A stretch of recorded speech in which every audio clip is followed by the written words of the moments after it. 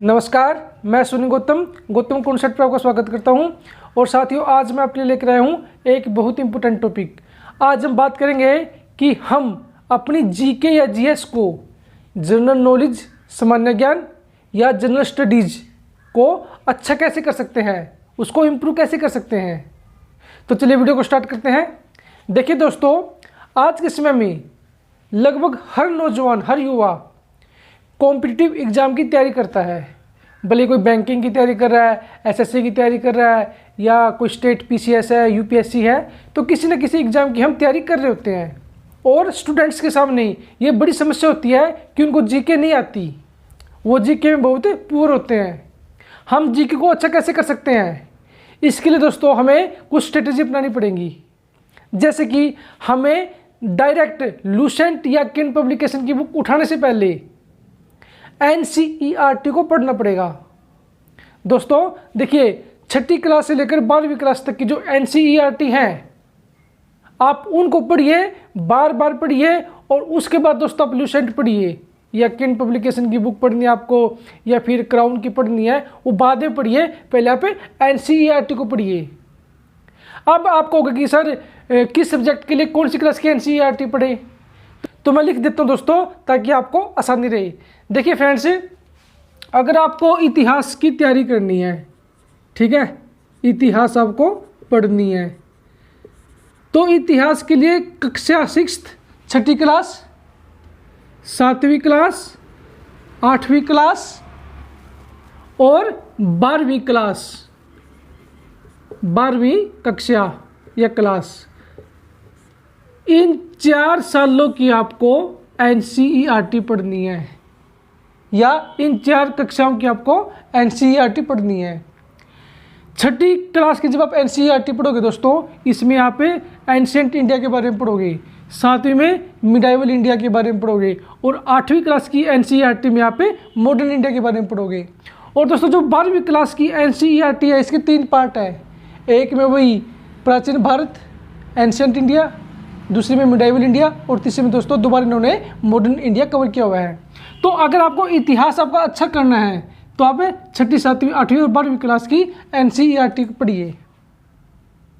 अब दोस्तों मैं यहाँ पे भी एक बात और बता देना चाहता हूँ। देखिए, जब भी आप एनसीईआरटी पढ़ते हैं ना, तो ऐसे आपका बेस बनता है। बेस कभी लूसेंट या क्राउन या किन पब्लिकेशन की बुक पढ़ने से नहीं बनता, वो एनसीईआरटी पढ़ने से ही बनता है। तो ये मस्ट है। तो दोस्तों इनमें आपको एक बात ध्यान में रखनी है। मान लीजिए आप 6th क्लास की एनसीईआरटी पढ़ रहे हैं, मौर्य साम्राज्य चला हुआ आपका, या सिंधु घाटी सभ्यता चली हुई है, तो एनसीईआरटी के अंदर मैप भी दे रखे हैं, तो आपका ज़्यादा फोकस मैप पे होना चाहिए। मैप को आपने अच्छे से कवर करना है, एक एक चीज़ को समझना है। अगर आप एक चैप्टर पढ़ने में 20, 25, 30 मिनट लगा रहे हैं, तो दोस्तों उस 30 मिनट के अलावा 10 से 15 मिनट आपकी मैप पे लगनी चाहिए, मैप को समझने में लगनी चाहिए। जब आप इस तरीके से पढ़ोगे इतिहास को, तो आप देखना आपका इतिहास के अंदर इंटरेस्ट पैदा होगा, समझ पैदा होगी, और फिर आप कोई भी क्वेश्चन जो आपको अगर नहीं भी आता, मान लीजिए, वो भी आप सोल्व कर पाओगे, क्योंकि आपका जो बेसिक्स है वो काफ़ी मजबूत हो चुका होगा। उसी तरीके से साथियों, अगर आपको भूगोल की तैयारी करनी है, ज्योग्राफी की तैयारी करनी है, ठीक है, सबसे पहले आपके पास एक मैप होना चाहिए। मैप होना चाहिए दोस्तों आपके पास इंडिया का और वर्ल्ड का, ठीक है।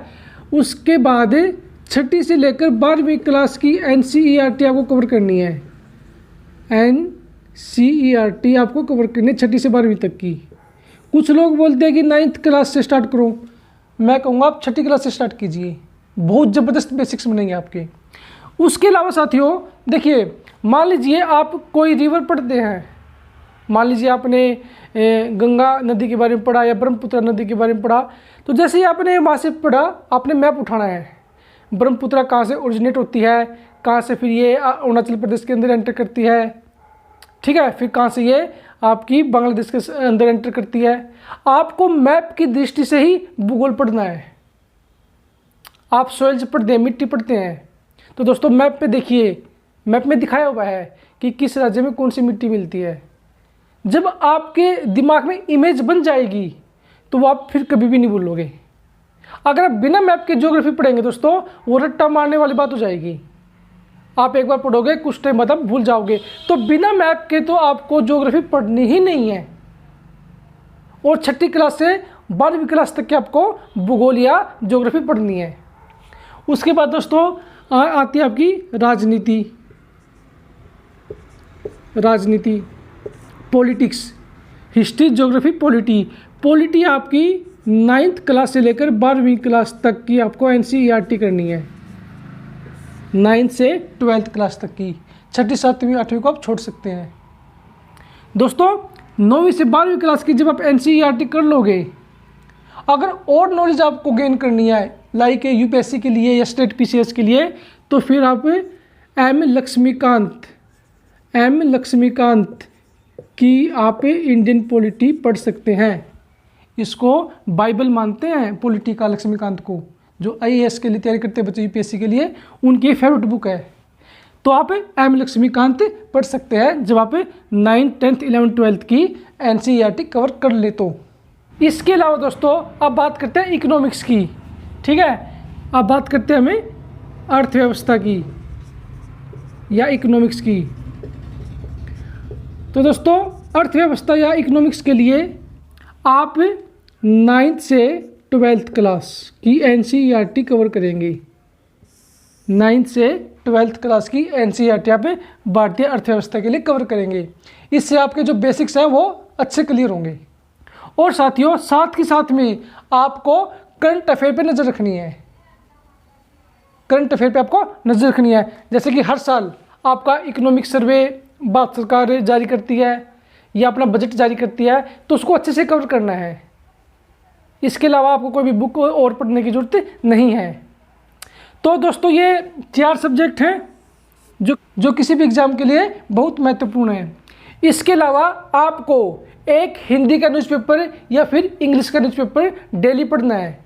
दोस्तों अगर आपको अपनी GK या GS बहुत ज़बरदस्त करनी है तो NCERT के अलावा या स्टैंडर्ड बुक के अलावा आपको करंट अफेयर पे ज़्यादा फोकस करना पड़ेगा।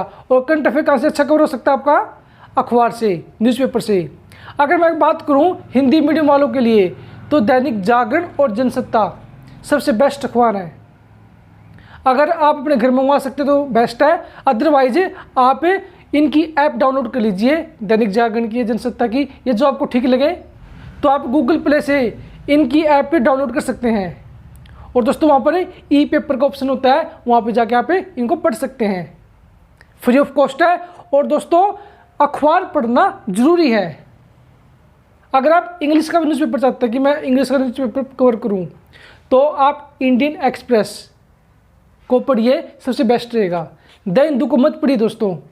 द हिंदू को वही लोग पढ़े जो UPSC की तैयारी कर रहे हैं और दूसरा उनकी इंग्लिश ऑलरेडी अच्छी है।